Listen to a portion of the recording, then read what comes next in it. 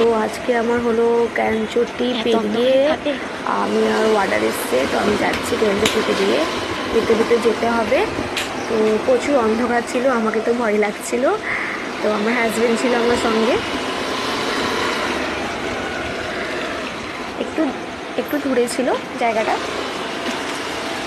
বাড়িতে চলে এলাম।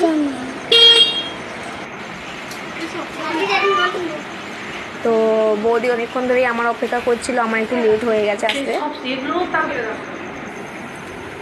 কিছু টিফিন খাচ্ছিলাম আমি। তো স্কিনে প্রচুর ট্যান পড়ে গেছে, তো তার জন্য আমাকে ফেশিয়ালের জন্য আমাকে ডেকেছিল। তো সব স্টেপ আমি নিতে পারলাম না, কারণ প্রচুর দেরি হয়ে যাবে বলে। তো আমি শুধু একটা স্টেপই আমি তোমাদেরকে দেখাচ্ছি।